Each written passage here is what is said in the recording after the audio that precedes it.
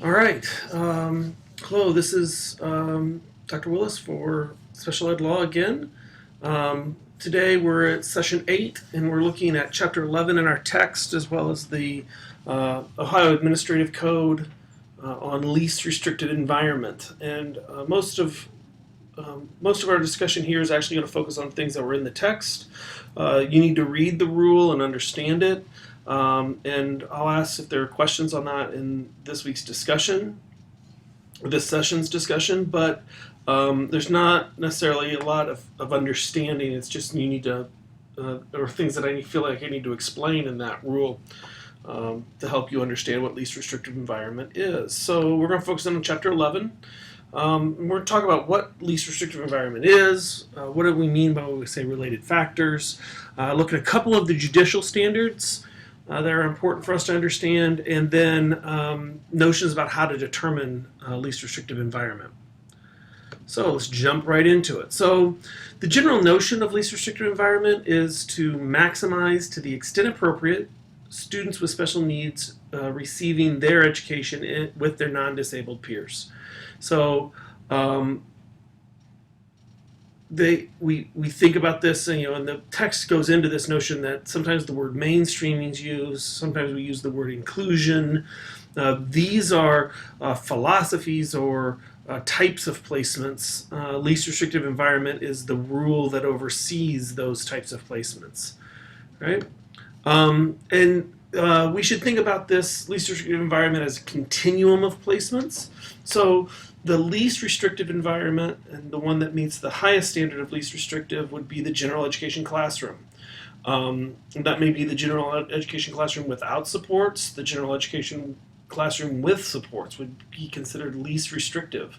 Then we'd have special classrooms. So we think about removing students. A lot of the court cases in elementary schools, we saw core academic services being provided in special education classrooms, while specials or electives being provided in the general education setting: art, PE, music, recess, lunch, those types of things. At the secondary level, we saw special classrooms as resource support rooms, right? So instead of being in the large 150 student study hall, 75 student study hall, special education students would receive a resource study hall, maximum maybe 15 to 20 students, multiple adults in the room to provide help and support. Then we'd have special schools, would be the next more restrictive placement after special classrooms. So removing them from a regular public school to a special school. Again, within my experience, I've used a special school in particular for students with behavioral issues, some really high level kinds of emotional issues that really prompted such a rigid structure for them to be able to maneuver and develop coping skills that we couldn't provide that in our own school. We had a school within a consortium of schools that we would make use of. The autism schools in Ohio, I think, would be an example of this as well. And then there's institutional placements, right? Students that have such high need that they are placed in residential institution. That would be the most restrictive environment. Important to note that when we leave, remember the rules on FAPE, that when we leave our local schools and go to these other special schools or institutional placements, the local school district is still on the hook for the bill, right? We're providing, if the FAPE is for that student to go to a special school, or the FAPE is to be provided in an institution, the school district is the one that's paying for that, not the families. So some of the related factors that we need to think about with least restrictive environment is the idea of the neighborhood school. We would think of the neighborhood school as the least restrictive, but there's not a mandate that students attend the neighborhood school. For example, a school district with 3 or 4 elementary schools may choose to staff a couple of autism specialists within one particular elementary school within the district, and provide autism special needs services to students in that one school, versus a little bit of service in a lot of schools, concentrating those services in one place. Some of those students would not be attending their neighborhood school, the school that all their neighbors go to, but that would still be considered within the least restrictive environment. Also, again, within those consortium types of settings. When I first started in my last school district, we had our severe and profound students outside of our district, and we were in the process of bringing them back.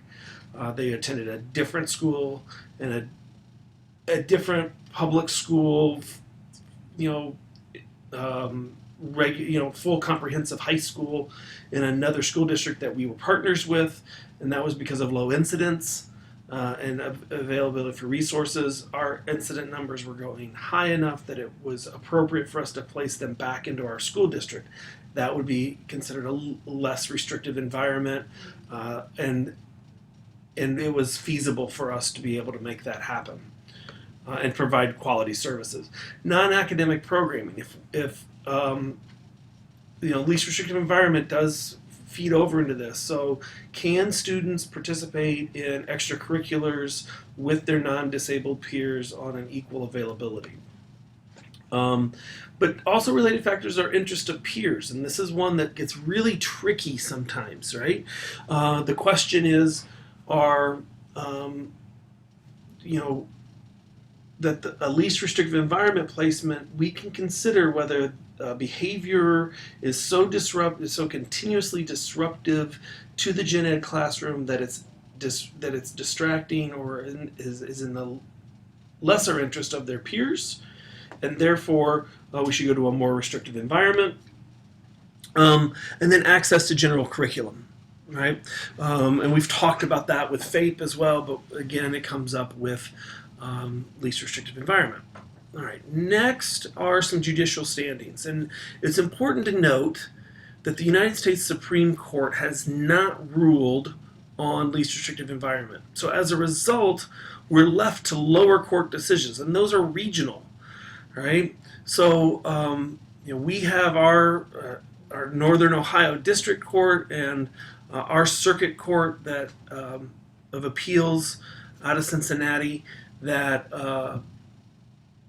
provides us rulings until there's a ruling by the Supreme Court, and the Supreme Court simply has not heard a least restrictive environment case in special ed law. So we have lots of different standards, maybe slightly different standards from around the country, but we can certainly take some lessons from those.